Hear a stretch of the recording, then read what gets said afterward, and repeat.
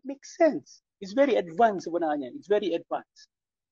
Kalau saudara Benz kata, oh kalau macam tu, orang yang mencuri, kalau negara Islam yang amalkan hudud ni, biasanya kena orang miskin. Saya kata, yes, itu salah besar. Kalau hanya dikenakan kepada orang miskin, tak kena kepada orang kaya. Tetapi, itu bukan masalah hudud. Itu masalah implementation. Dan kalaupun diimplement macam tu, untunglah orang-orang miskin. Macam saya kata macam ni, security system dekat sebuah kampung hanya untuk orang miskin saja. Tak ada security system untuk orang kaya. Itu diskriminasi ke atas orang kaya, bukan ke atas orang miskin. Sebab orang miskin tu dapat security system.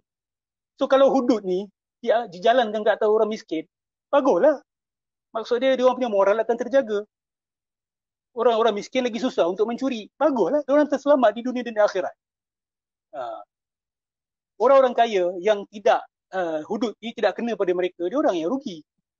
Sebab tu dia orang terus mencuri, berzina dan sebagainya sebahagian mereka.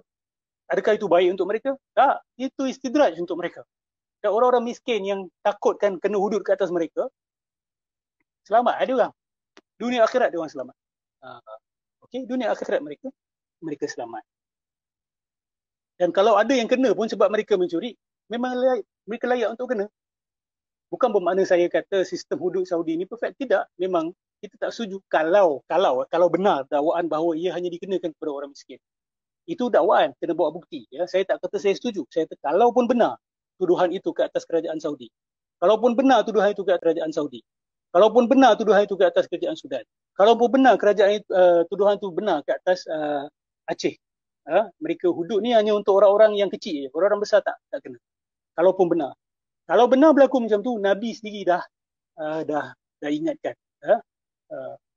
Sesungguhnya hancurnya umat-umat terdahulu sebelum kamu kerana apabila orang-orang besar di kalangan mereka melakukan dilepaskan daripada hudud. Tapi orang-orang yang kecil buat dikenakan hudud. Mereka hancur sebab tu Nabi kata. So, Nabi dah kritik dah sebelum tu. Jadi dia bukan salah hudud. Dia salah implementasi. Samalah macam apa-apa sistem dalam dunia ni. Tengok, Donald Trump naik kerana demokrasi. Adakah saudara Ben setuju bahawa demokrasi ini mengarut sebab menaikkan Donald Trump? Kan? Kita boleh kata demokrasi is a tool. Kan? Orang boleh menyalahgunakan demokrasi. Demokrasi boleh salah. So, sama juga dengan hudud. Segala apa sistem dalam dunia ni boleh disalahgunakan. It can be abused. Benda-benda macam tu sebab tak disebutkanlah hadis. Kan? Tapi takkanlah tak boleh fikir kot. Kan? Ataupun benda-benda, ialah penyiksaan terhadap buruh migran India, Indonesia, Filipina ni takkan tak boleh fikir. Kan? Ataupun benda-benda realiti yang berlaku ini tidak pernah sekali pun jadi pertimbangan kalangan literalis, tekstualis, fundamentalis. Yang penting hanya kerat tangan orang dan menunggu dajal. Hak pekerja, hak buruh kena tindas, kena aniaya. Sementara raja, sultan, pemerintah tak pernah kena, tidak pernah bermain di fikiran. Okey, nampak tak? Jadi itu saya maknanya benda-benda berkaitan buruh semua ni memang tak pernah jadi pertimbangan mereka ke? Hanya fikir Dajjal datang kerat tangan orang. Dajjal lindung Mekah tak Madinah. Okey, Dajjal lindung ke tidak Mekah Madinah? Itu saja fikir. Buruh kena seksa semua tidak menjadi persoalan dalam pemikiran mereka ini. Jadi seterusnya, ini saya sudah selesai dalam bab Saudi tadi. Seterusnya, pandangan Nordros tentang hudud yang sangat problematik. Ini pandangan ni memang saya dah sebut semalam. Saya memang nak lanyak sungguh-sungguh. Pandangan Nordros tentang hudud ni sangat karut marut, sangat cela, keji, jahanam. Pandangan Nordros tentang hudud sangat hodoh sekalian. Dan saya beranggapan Nordros ini mungkin disebabkan pandangan dia yang literalis ini, yang Singapura pun tak bagi tahulah kepada dia. Saya tak tahu lah. Dia kata alasan lain.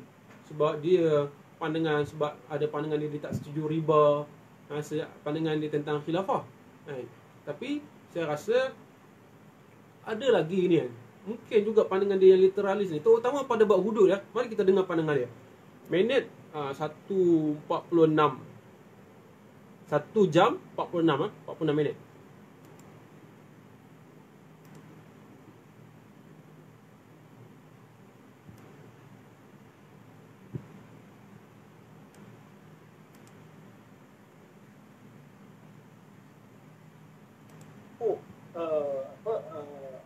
this is infanticide. This is infanticide. Tak, yang orang sibuk apa? Oh, hudud, rejam. Rejam siapa? Lelaki dan perempuan yang sudah bernikah. But the chances Saya awal sikit lah, tapi minit maybe dia akan 1.46. mangsa perzinaan mereka itu. Minit Very, 1.46 very video dia gue cari. Saya dah letak juga di Facebook saya. Kepuasan seks. Nak have sex lagi out of marriage. Lepas tu the chances of mengandung is very high. Orang mungkin kata, oh Ustaz sekarang dah ada kondom. Zaman dah ada kondom ni pun abortion case sebenarnya lebih meningkat daripada sebelum zaman ada kondom. Ini salah satu masalah kontraseptif. Ya? Tak ada masalah. Dia nak pakai kondom, bismillah. Tetapi this culture of memudahkan orang untuk dapat kontraseptif, okay, dia bukan setakat untuk selamatkan orang daripada STD, sexually transmitted diseases, tetapi ada juga agenda supaya sex is liberalized, sex is easily accessible. Ada juga agenda Saya awalkan sikit 1 jam 46. Kita masuk dalam salah satu 1 jam 46 minit. tenets of sexual revolution. Kita tak nafikan 1970s, 1980s, 1990s adalah kesan daripada sexual revolution yang berlaku pada 1970s. Dengan Nur Durus tentang hudud yang sangat keji. Liberalize sex. Ada benda ni, agenda ni ada. Okay. So, Allahumma salli ala Sayyidina Muhammad.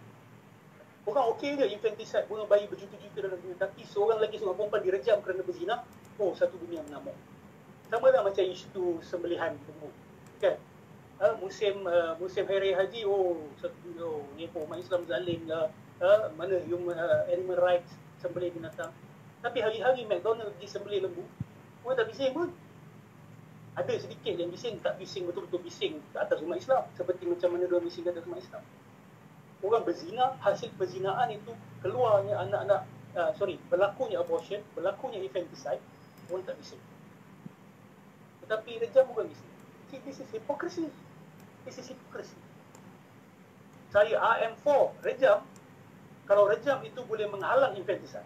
Dan bagi saya, rejam ni sebenarnya memang betul untuk menghalang infanticide. Sebab bila perzinaan berlaku, yang akan jadi mangsa adalah anak-anak yang tidak bersalah yang akan dibunuh. Tengok, infanticide ni dah berlaku zaman Nabi. Orang takut, miskin, takut.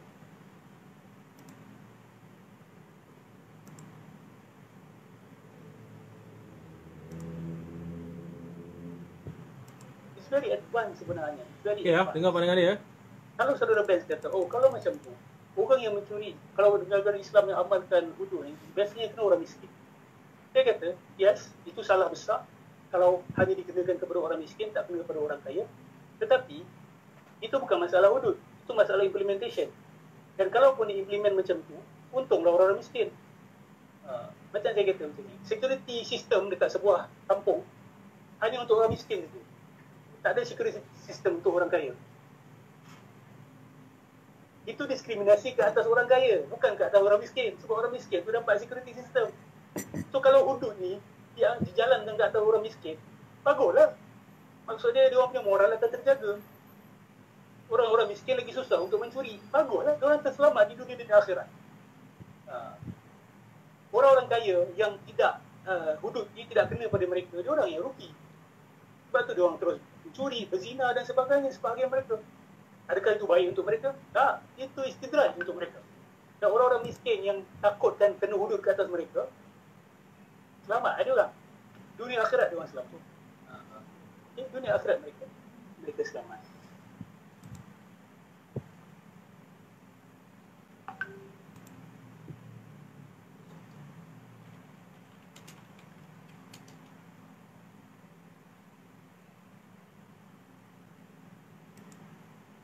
Okay ke video? Ada orang kata stop tadi. Video okey ke? Ya, terus ni.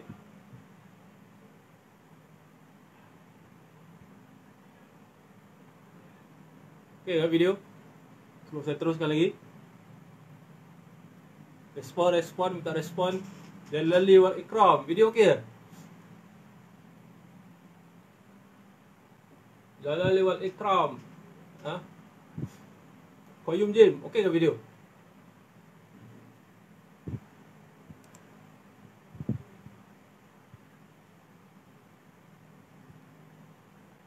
Okey, jangan hanya. Oh, dia sangkut kejap. Oh, yalah. Sorry. Okey.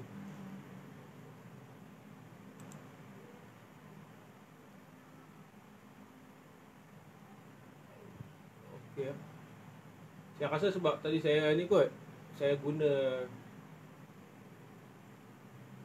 Saya guna dekat Facebook jap. Apa? Kan akhirnya anak perempuan ditanam. Dibunuh. Saya Hari ni orang tak nak anak sebab apa? Tak nak komitmen. Lepas tu suruh gugur. Berzina, tak nak komitmen, lepas tu gugur. Ini tadi barbaric. saya tekan dekat ni kot, dekat Aggressive. Facebook. Kalau nak progress dengan Islam. Nak progress dengan hudud. Itu Dia nak progresif. dekat. Itu jauh lebih maju. Jauh lebih bijak. Jauh lebih wise. That image of nampak orang kena rejam. Okay. Will stay. Tapi ni pandangan tentang rejam lah. Saya berani saya untuk silap berzina, link ni. mengandung, buat abortion, infanticide.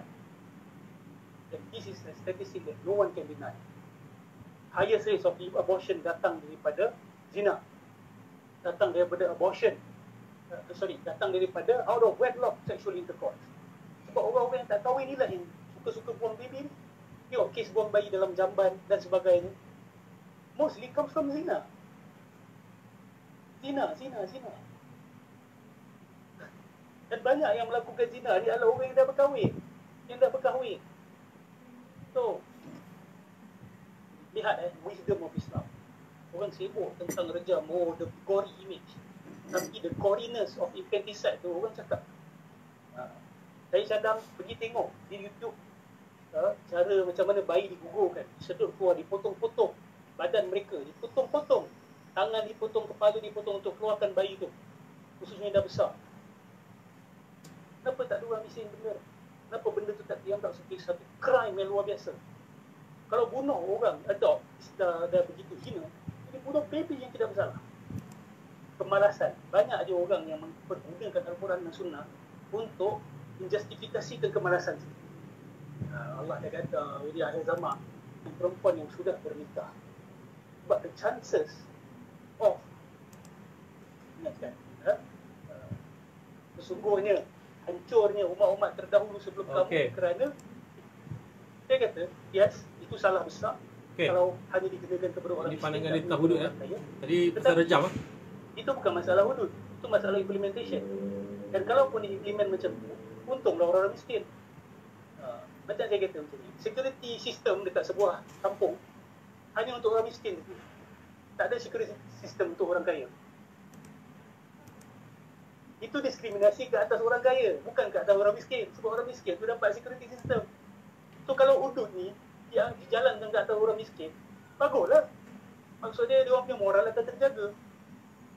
Orang-orang miskin lagi susah untuk mencuri, baguslah. Dia orang terselamat di dunia dan akhirat. Orang-orang kaya yang tidak hudud ini tidak kena pada mereka, dia orang yang rugi. Sebab tu dia orang terus mencuri, berzina dan sebagainya sebahagian mereka. Adakah itu baik untuk mereka? Tak, itu istidraj untuk mereka. Dan orang-orang miskin yang takut dan kena hudud ke atas mereka, selamat ada orang. Dunia akhirat dia orang selamat. Dunia akhirat mereka selamat. Dan kalau ada yang kena pun sebab mereka mencuri, memang mereka layak untuk kena. Bukan bermakna saya kata sistem hudud Saudi ni perfect. Tidak. Memang kita tak setuju kalau benar dakwaan bahawa ia hanya dikenakan kepada orang miskin. Itu dakwaan, kena bawa bukti. Ya, saya tak kata saya setuju. Saya kata kalaupun benar tuduhan itu ke atas kerajaan Saudi. Kalaupun benar tuduhan itu ke atas kerajaan Sudan. Kalaupun benar tuduhan itu benar ke atas Aceh. Mereka hudud ni hanya untuk orang-orang yang kecil. Orang-orang besar tak ada. Kalaupun benar. Kalau benar berlaku macam tu, Nabi sendiri dah ingatkan. Sesungguhnya hancurnya umat-umat terdahulu sebelum kamu kerana apabila orang-orang besar di kalangan mereka melakukan dilepaskan daripada hudud. Tapi orang-orang yang kecil buat dikenakan. Mereka hancur sebab kena dia. So, Nabi dah kritik dah sebelum tu.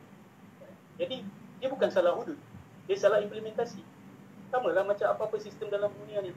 Tengok, Donald Trump naik kerana demokrasi.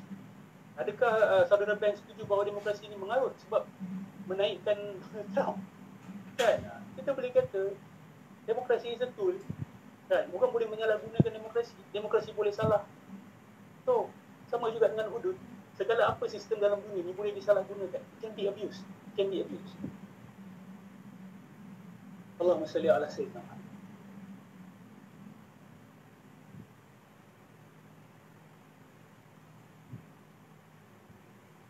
Saudara Ben Zali bawa isu rejam.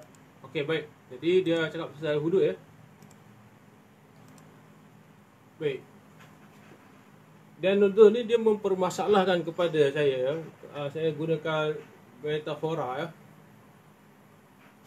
Okey, saya beritahu kat sini. Saya menggunakan pendekatan metafora dalam erti kata hudud tidak dapat diterjemahkan secara literal pada hari ini. Tidak dapat. Dan jika saya ingat bila saya jawab tentang tangan prostetik, saya lupa word dia, tangan prostetik Saudara boleh cari di internet sendiri, tangan prostetik. Saya ingat Nordros nak membantahlah kewujudan tangan itu. Atau membantah keboleh-belian di eBay. Maknanya tak bolehlah beli kan. Mungkin ada tapi tak boleh beli. Okey. Tapi jika saudara cari di internet, saudara akan boleh jumpa boleh beli tangan palsu online. Atau buat pembedahan pemasangan. Tapi Nordros Nordros tidak mempermasalahkan hal itu. Dia hanya mengatakan, adakah jika kita buat penjara dan orang masuk penjara kerana satu kesalahan, kemudian bila dia keluar balik, dia lakukan kesalahan itu, adakah kita nak kata penjara itu salah? Dia nak kata beginilah, dia nak kata bahawa, adakah saya kata bahawa bila orang ada tangan prostetik, bila dah kena hudud, orang beli tangan prostetik, lepas tu orang pergi curi lagi, adakah itu bermakna bahawa saya nak kata bahawa segala hukuman salah, termasuk penjara? Bila orang masuk penjara, bila lepas dia dalam penjara, dia keluar lagi, kemudian dia buat lagi salah, adakah saya nak kata penjara itu salah? Jadi saya rasa dia telah keliru dan mencuba mengelirukan orang. Sebab saya tenanti-nanti juga dia untuk membantah tentang kewujudan tangan prostetik ini dan tangan palsu ini. Yang mana menurut saya, jika dah ada tangan palsu ini, tangan prostetik, ini menunjukkan hukuman potong tangan dah tak relevan. Jadi pemahaman tentang dia harus diganti balik. Metafor ke apa ke, saya akan bagi tahu hujah dia kat bawah lah nanti. Okey, tapi saya nak kata kat sini adalah jika dah ada tangan prostetik, tangan palsu ni, tangan palsu boleh beli online, apa maknanya lagi? Untuk apa lagi nak buatnya? Dan Nurdin kata, habis itu penjara salah ke? Kalau orang masuk penjara dan dia buat juga salah, dan lepas dia keluar penjara, dia buat balik. Saya nak kata inilah problem kepada logik Nordros yang sangat ortodoks. Kerana logik Nordros ni, dia tidak mempercayai apa-apa perubahan. Hanya terbeku, hanya terbenam kepada teks. Sedangkan, sekiranya pesalah itu tetap melakukan kesalahan selepas keluar dari penjara, itu menunjukkan antara dua.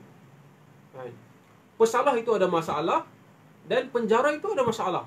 Maknanya lepas dia keluar, lepas dia dalam penjara tadi, dia keluar lagi, dia buat salah. Sama ada pesalah itu pun ada masalah, penjara itu ada masalah, atau mungkin ketiga penjara masalah, pesalah masalah.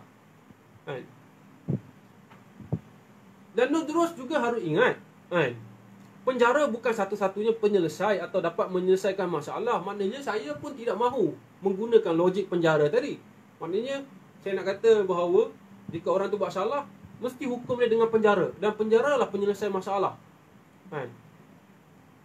Kerana di penjara juga, jika kita menghimpunkan penjenayah-penjenayah ini, mereka seperti dapat berkumpul semula.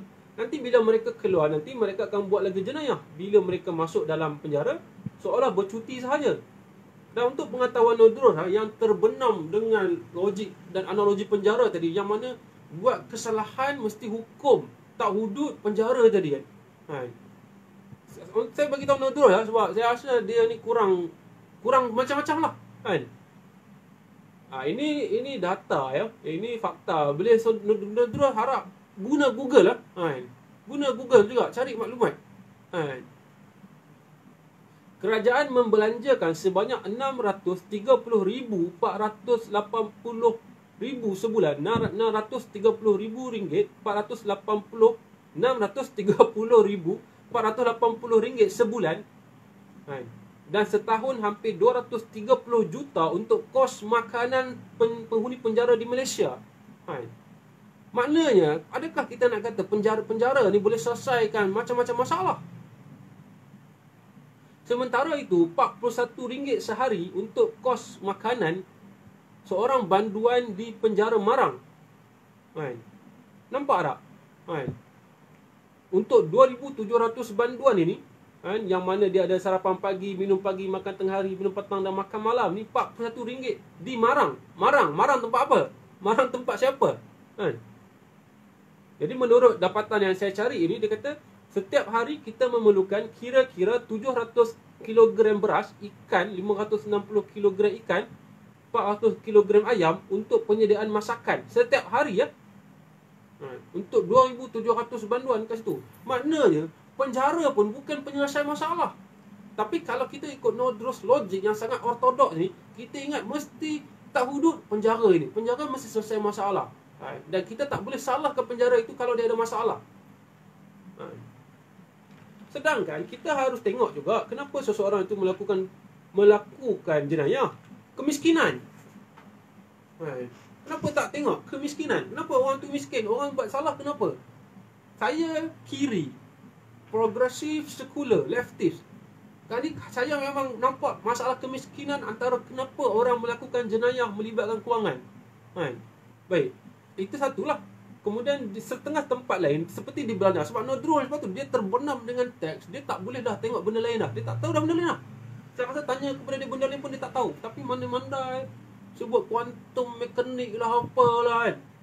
Cyborgism lah kan. Istilah tak boleh belah lah. Cuba jangan mengarut banyak sangat nak guna istilah bombastik teruk sangat. Guna yang orang boleh faham. Okey, dalam kes penjara tadi ada setengah tempat lain seperti di Belanda. Di Belanda penjara telah dihapuskan. Penjara tak ada. Nodros sedar. Penjara di Belanda tak ada, dihapuskan. Tak ada, hudud tak ada, semua tak ada. Mereka dah legalkan lagi ganja, tak ada. Penjara telah dihapuskan di Netherlands, di Belanda. Faham ke tidak Nodros? Bukan semua benda kena hukuman penjara. Sementara itu di Brazil, okey, tadi di Belanda, di Brazil, Nodros guna Google, Izzat Hubla guna Google cari maklumat ni kan. Jangan bergantung pada lebong-lebong Pak Ustaz saja. Sementara di Brazil, tempoh tahanan dikurangkan bila banduan membaca buku. Bila banduan tu baca buku, tempoh tahanan dikurangkan. Kenapa kita tak pergi ke sini? Kalau nak buat hudud sekalipun, kalau nak ikut nisab sekalipun, nisab dia, ukuran potong tangan tadi, ambil lah degree dia kan. Maksud dia 1/10. Mula-mula bagi hukuman lain dulu. Apa hukuman dia? Cuci longkang. Kedua, hukuman apa lagi kan? Bersih rumah, khidmat masyarakat. Lepas tu dah sampai 10 tak makan juga. Dia dah benar dah tak boleh dah. Dah kita tengok kemiskinan pun tidak, apa pun tidak. Okeylah kalau kita nak pertimbangkan pun. Tapi dia mestilah di akhir sekali sebab hudud itu kecacatan kekal. Kau kerat tangan dia, kau kudungkan tangan dia, itu adalah kecacatan kekal. Nampak tak? Nampak tak Izzat Hubla? Jadi di Brazil, di Belanda penjara hapuskan. Di Brazil tempoh tahanan bila dia baca buku, banyak buku. Jadi dia tak adalah buang terus. Jadi dia buat penjara tadi buang beberapa hari hukuman penjara. Jadi dia nak jadi pembaca tu, bila dia keluar dia wash ada otak kan. Bukan macam setengah ustaz ni yang dah tak kena penjara pun tak boleh fikir. Dia mesti penjara, mesti nak kudung tangan orang juga. Kerana mengkudungkan orang, kerana hudud ni mengkudungkan dan mencacatkan orang secara kekal. Okey, kemudian bila dia kudung, bukankah jadi satu masalah atau beban pula pada masyarakat? Bila kawan tu dah kudung, tak masalah lagi. Kerajaan pula nak kena tanggung dia. Berapa banyak homeless, berapa banyak minta sedekah kat Malaysia, pengemis semua kan. Benda ni pun tak diselesaikan lagi. Kau saudara sekarang nak pergi potong tangan orang lagi nak bagi dia kudung, nak buat apa? Nak buat apa? Nak buat apa kerat tangan dia lagi? Masalah yang ada tak selesai. Sebab tu saya kata Nodros ni tak berpijak pada realiti. Kira je kerat tangan je. Saya bagi contoh lain. Ini di Mesir. Untuk pengetahuan Izzat Hubla, di Sudan pengetahuan Izzat Hubla dan Nodros dan pengikutnya di Sudan dan di Mesir, negeri tempat Nodros belajar ni, di Azhar yang ada ulama pun dah tak buat hudud dah. Sudah tak buat hudud. Sudah tak buat hudud. Azhar dekat Mesir dah tak buat hudud. Faham tak faham ni? Izzat Hubla, pengikut Nodros. Negeri Nabi Azhar ni pun dah tak buat hudud.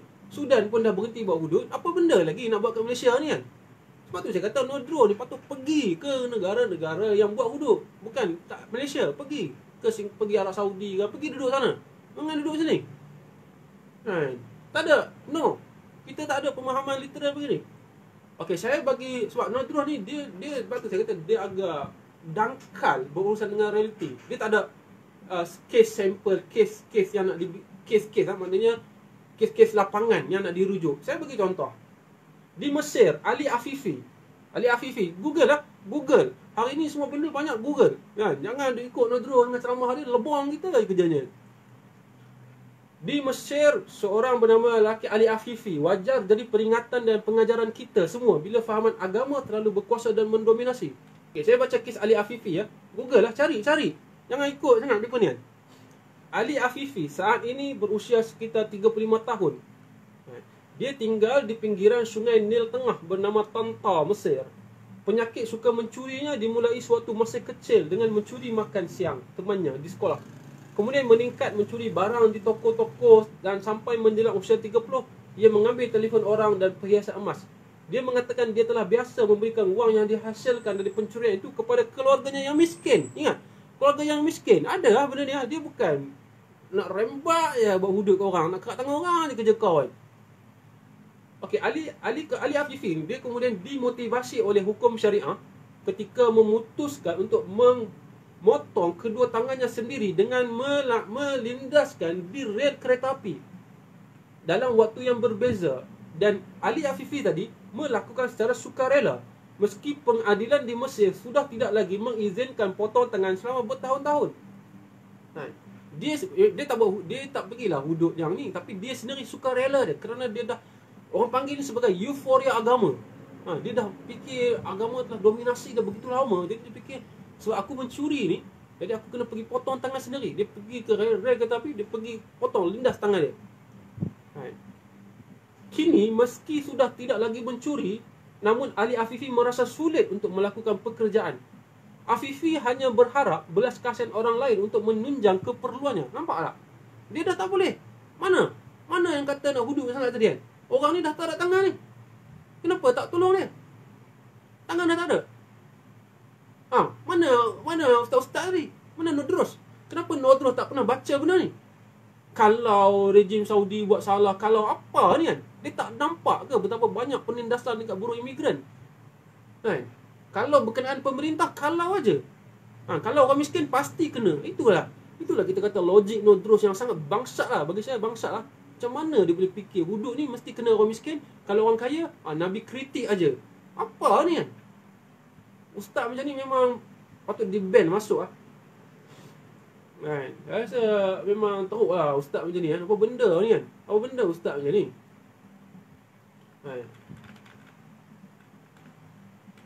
Jadi apa yang Afifi lakukan adalah perdebatan lama dari para filosof dan teolog tentang hukum dan resolusi pertaubatan berbasis agama berkenaan dengan perbuatan kejahatan, yakni antara hukuman fizik, hukum hudud sebagai undang-undang keadilan dan ruang pertaubatan.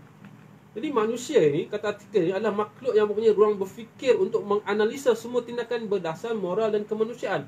Rasa sesal pada dasarnya berada pada indera nalar, bukan pada indera motoriknya. Tangan ini. Apa yang dilakukan Afifi adalah bentuk depresi yang terakumulasi akibat penyesalan berulang. Padahal jika Afifi mahu, dia boleh saja berhenti mencuri tadi. Kan?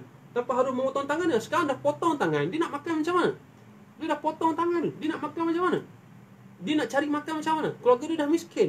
Mesir pun negara miskin. Dahlah negara miskin, rakyat kena potong tangan pula. Ni apa ni? Ustaz tak guna otak ke? Tak api fikir ke? Kan? Kerak tengah orang kerja je. Orang lepas tu nak makan semua tak fikir. Homeless, saya ulang sekali lagi ya. Homeless, gelandangan, peminta sedekah, pengemis, OKU punya banyak kat Malaysia ni. Itu pun dia tak boleh fikir. Ini dia nak tambahkan lagi OKU. Tak ada otak ke? Memang emosi sikit lah, sebab ni melibatkan orang miskin lah. Saya tak tahulah, agama non-draw ni dia tak fikir lah. Dia fikir Dajjal kerat tangan orang, Dajjal kerat tangan orang. Dia tak fikir benda lah. Inilah pemahaman literalis, tekstualis dan fundamentalis. Hai. Hasil kajian The African, ni saya hari ni banyak bagi kajian lah. Bagi baca, pergi cari. Jangan duk ikut sangat ustaz-ustaz yang tak guna otak ni. The Asian Center for Justice and Peace Study, ACGPS, menunjukkan euforia agama membuat semua rakyat Sudan mendukung hukum hudud ketika diberlakukan penuh pada awal milenial lalu. Masa hudud buat di Sudan tu semua orang sokong. Inilah macam Izzat Hubla semua ni. Sekarang sokonglah hudud. Penyokong-penyokong no-draw ni sokonglah hudud sekarang. Nanti dah kena nanti, keluarga dah cacat semua nanti, padan muka kan. Orang cakap tak nak dengar ni. Namun sekarang, anggota keluarga yang mati direjam, dipancung atau yang dikenakan undang-undang potong tangan justru melawan tegas agar undang-undang hudud segera dihentikan. Di Sudan. Mereka menyesal setelah mengingat langsung hukuman itu. Saya yakin Tuhan lebih menghargai pertaubatan daripada sekadar penganiayaan dengan memotong tangan dan kaki, kata Halimah Bashir dalam memoirnya Tears of the Desert.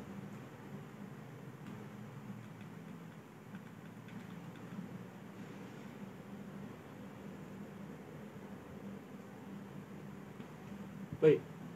Saya juga sebutkan dalam poin saya sebelum ni tentang hujah hudud no-draw ni tak adalah canggih mana, sama macam PAS je. Okey, saya nak tibai kat sini. Bodoh sangat ustaz-ustaz macam ni. Dia memang apa ni kan, dia tak ada fikir ke kan. Nak literal apa ni kan. Tapi tengok saya bagi kat sini betapa masalahnya hudud macam ni. Dan saya mendapati penghujahan no-draw berkaitan hal hudud tak jauh beza seperti PAS waktu dulu. Yang utamanya, baik PAS dan no-draw tidak boleh membuat pecahan atau perincian pada masalah yang dicakapkan. Ini masalah no-draw lah, kalau saudara tengok, dia tak boleh buat perincian terhadap masalah yang dicakapkan.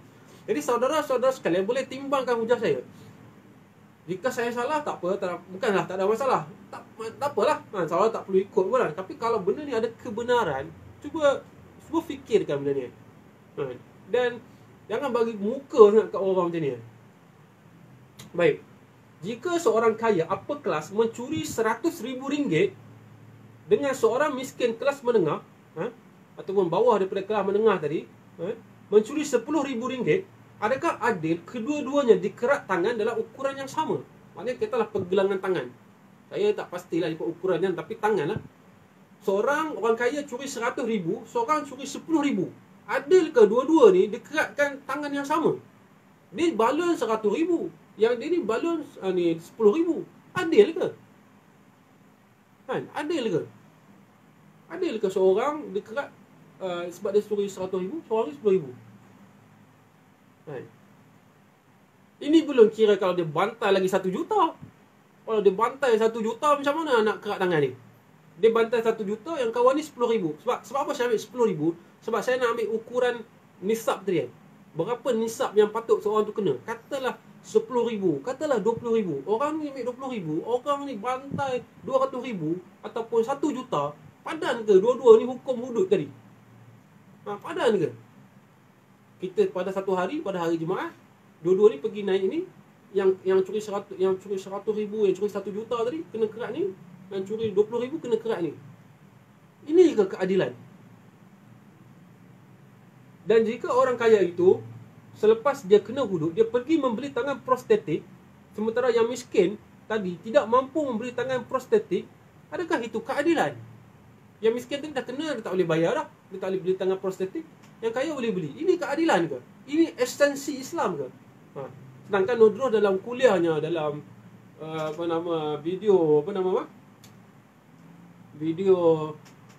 dia tak bincangkan surah Al-Qaf tadi.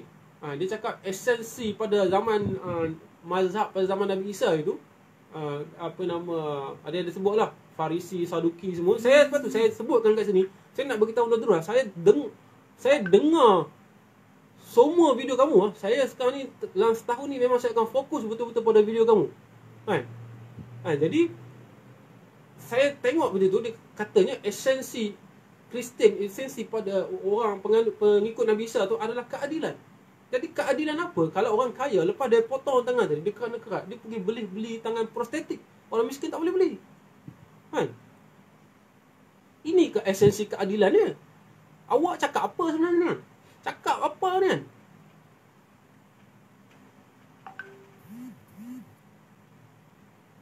Okey. Seterusnya, ini masih dalam hudud sebab saya kena bentangkan metod dia betul-betul. Kalau tak nanti mereka aku calana lah kan. Potong video sini, cakap sini, potong sini, cakap sini kan. Sekarang ni biar. Sekarang kita ada satu video full, biar mereka tengok sendirian. Kekacauan dan kejumudan rigidnya otak mereka ni.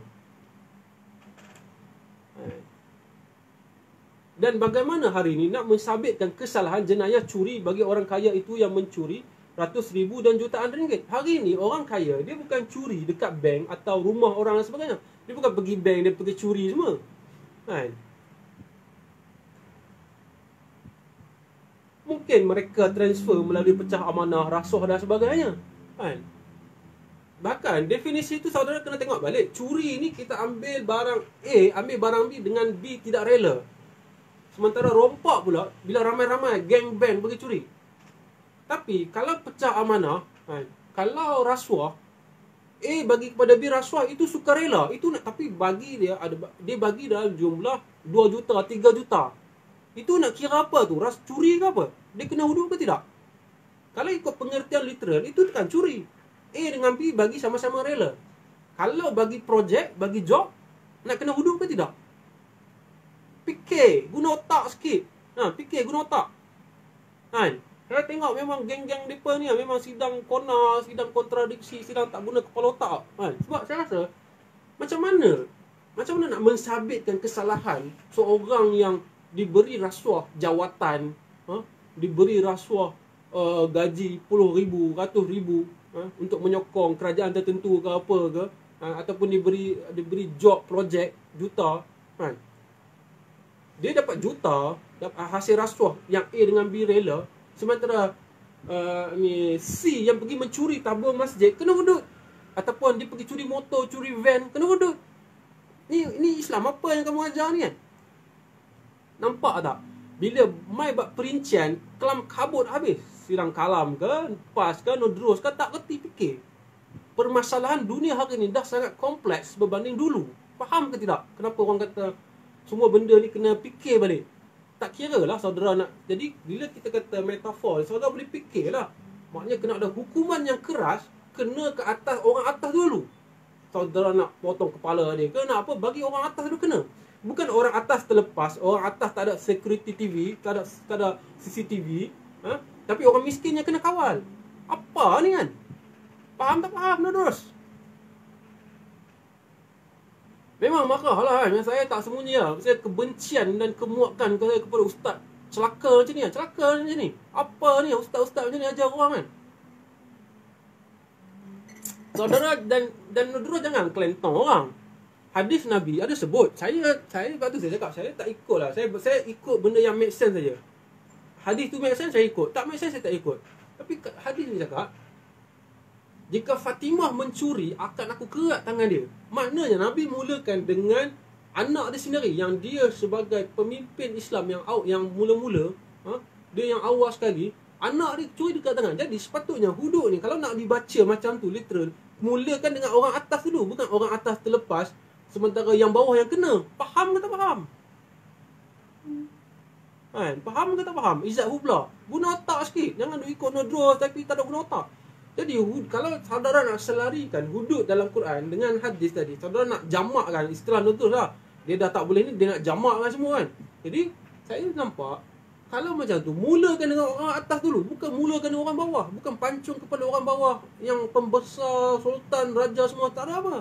Itu bukan hudud namanya. Faham atau tak faham?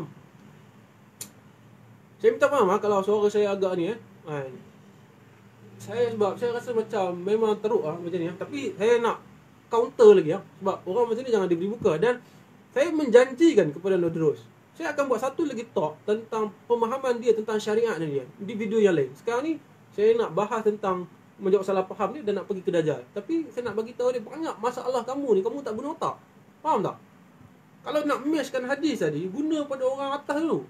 Nabi Muhammad pada Fatimah jika mencuri. Jadi jika hari ni pembesar raja lu kena, menteri lu kena, baru boleh buat kat orang awam, barulah orang awam rasa nak ikut. Kerana orang kaya ni bukan curi dah melalui curi tabung masjid, curi kat shopping mall. Kamera zaman saya layan ni sebab simple ya. Kalau band buat Clubhouse pun function juga ni. Saya tak ada iPhone lah, saya pakai Android aja ya.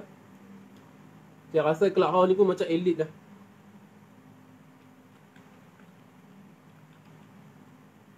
Saya lanjutkan lagi persoalan dalam hal ini kan. Sebab Nodro ni dia jarang bincang orang kaya, orang social justice dalam Islam ya. Soalan social justice yang dipinggirkan dalam syariat ni dia jarang fikir benda ni. Saya nak tanya lah Nodro dan Izzat Hubla. Guna otak Izzat Hubla. Bila tak guna otak, itu jadi macam ni lah. Jadi tanya soalan merepek-repek kan. Okey. Saya nak tanya soalan. Jika orang kaya, company membuat pekerjaan dengan menindas kaum pekerja, dengan memberi gaji kerja, dengan memberi kerja banyak, waktu lama dan gaji sikit, itu dikira mencuri atau apa? Dia buat satu company, tapi dia bagi kerja dia gaji sikit, tapi kerja lama macam GNT ke apa, kan? Itu dikira mencuri ke apa? Nak kena huda ke tidak? Kalau nak kira literal, dia tak mencuri secara literal, tapi dia ambil duit dia ambil duit pekerja-pekerja dia. Nampak tak? Itu nak dikira hudu ke tak? Nak kira potong tangan ke tidak? Nak potong tangan siapa dalam board of director tu, BOD tu? Nak potong tangan siapa? Guna otak sikit kan. Zaman sekarang dah sangat kompleks. Saya cuba baca benda yang saya rasa menarik. Kelvin Ose, hukuman jenayah patut bergerak seiring perkembangan zaman. Ianya dinamik dan bukan statik. Nampak tak? Dinamik dan statik ni Nodro faham kat mana? Saya nampak Nodro ni statik. Tak boleh fikir. Literal, terbenam dalam teks. Okey, sebab hari ni memang saya nak ilmiahkan sedaya mungkin lah. Berapa saya maki dia sebab saya rasa bodohnya dia ni tak boleh fikir kan. Saya method saya beginilah. Kalau saudara membuat ke orang, saudara jangan rasa orang lain tak boleh buat kat saudara. Sekarang ni saya nak bagi selain saya cakap tadi, saya nak bagi banyak hari ni sampel-sampel yang saudara boleh cari sendiri. Ini pula adalah benda lapangan. Yang Nodros sebab saya tak tahulah dia ni privilege ke apa, dia tak tahu benda lain lah. Ini kes di kedai mamak lah. Banyak mamak buat macam ni. Saya tak kata semua, tapi saya kata banyak mamak begini. Mamak ni dia banyak ambil gaji pekerja. Dia ambil gaji pekerja. Dia suruh pekerja kerja. Dia panggil pekerja datang, kerja. Dia ambil pasport. Tapi 2-3 bulan kemudian baru dia bagi gaji pekerja tadi. Dia simpan gaji pekerja punya lama. Saudara faham tak accumulation of wealth? Macam mana orang kaya ni dapat duit yang banyak? Macam mana macam mana depa ni boleh mengembangkan banyak franchise ni? Faham ke tak faham? Tak pernah turun ke lapangan tengok macam mana mamak-mamak ni didiskriminasi. Saya bukanlah aktivis tegar sangatlah turun macam PSM. Tapi saya tahulah apa benda yang saya cakap ni kan. Kita ini melihat manusia. Ada getar kita. Bila kita tengok orang kena tindas, kita rasa bergetar. Saudara ni, tengok orang kena tindas ni, saudara tak rasa apa ke? Sekarang ni, dipanggil pekerja datang daripada India, Bangladesh semua, Indonesia ke apa. Kemudian, dia ambil gaji daripada dia 2-3 bulan. 2-3 bulan tak ada gaji, tak boleh lari lah. Pekerja ni tak boleh lari. Sebab, dia dah, dia dah, pasport tak ada, nak lari ke mana? Pasport dah buah perang. Ini pengalaman saya sendiri. Saya pernah pergi ke Singapura. Saya pernah kerja di sana. Wahai Nodro, saya pernah kerja di Singapura sebagai cleaner. Pasport saya dipegang oleh majikan. Saudara faham ke tak faham ni? Saudara tahu ke tidak nasib mustadafin kat tempat saudara? Faham ke tak faham? Berapa ramai orang yang pergi cari nafkah ni, pasport dia pun dia kena pegang. Saya tidak katalah menentang haram ke apa. Saya kata sekarang ni dia datang pergi bekerja, pasport dipegang. Okey. Jadi, ada yang pasport dipegang ni, gaji 2-3 bulan dia ambil. Jadi, katalah pekerja mamak ada 10 orang. Katalah gaji dia 2,000. Sebulan, kali 20 orang dah 20,000. Dia pegang untuk 3 bulan, dia dah boleh buka satu lagi kawasan. Faham ke tak faham? Yang tu nak dikira mencuri tu apa? Nak gerak tangan siapa tuan? Nak gerak tangan siapa? Sebab tu baru okey, saudara tengok baru ni. Apa nama yang saya tak tahulah kalau Nadrus ni tengok ke tak tengok apa nama yang ada pekerja baru ni yang Bangladesh imigran. Saya tak ingat daripada warga negara mana. Mereka duduk dalam kontainer ramai-ramai dalam kontainer. Kontainer yang boleh muat 100 orang, dah ada beratus-ratus orang dalam kontainer tu. Ada tengok ke tidak? Itu nak dikira apa tu? Ada tak terbetik dalam hati saudara ni kemanusiaan? Rasa malu ustaz tapi tak kerti apa ni kan? Lepas tu saya ni, bila saya bincang, saya nak bawa teologi ni ke bawah, membumi. Saya bukan nak cerita dajjal tak dajjal saja, kerak tangan tak kerak tangan. Saudara tak kira lah, saudara nak tafsir macam mana. Sekarang ni macam mana? Mereka tadi nak kira macam mana? Kemudian kalau mereka ni pergi curi harta bos dia, dia pergi curi 10,000 bos dia, mereka ni kena hudud. Bos dia ambil gaji dia tak kena hudud. Okey. Sementara itu orang bukan Islam. Okey, ni lain pula, saya dah nak pergi ke ni. Sementara itu orang bukan Islam macam fikir macam mana nak buat tangan prostetik kat orang tak ada tangan. Orang bukan Islam ni dia nak buat tangan prostetik. Kita yang dungu ni pula, macam kaum literalis, tekstualis, fundamentalis pula fikir macam mana aku nak kerak tangan orang yang ada tangan. Nampak tak beza? Orang bukan Islam fikir nak buat tangan. Yang Islam pula, yang ustaz ni baru balik azhar 4 tahun ni semua ni. Dia belajar sana berapa tahun terus. Macam mana aku nak kerak tangan orang? Saya juga sedang memahami pemikiran Islamis. Adakah dalam mentaliti mereka hanya terkandung bagaimana memotong tangan orang? Bagaimana dengan menciptakan peluang pekerjaan? Pekerjaan yang bergaji tinggi. Adakah itu tidak pernah terlintas dalam fikiran mereka? Apa yang perlu dilakukan untuk menyelesaikan masalah pengangguran dan gig ekonomi? Adakah Quran yang mereka ikuti tidak mengajarkan persoalan ini? Sebaliknya hanya soal kerak tangan. Quran ni yang diikut ni tak ada ajar ke macam mana nak selesaikan masalah pengangguran? Hanya ajar kerak tangan. Apa lagi kan? Rejam orang. Kerak apa lagi? Bunuh orang. Tak ada kan? Sekarang ramai orang menganggur. Orang terlibat dalam gig ekonomi yang tak ada pekeso KWSP ni. Tak pernah fikir ke macam mana nak settle benda ni? Dan seperti kes Saudi tadi yang saya melihat, Nadrus macam ada keraguan untuk menyokong atau membenarkan mereka.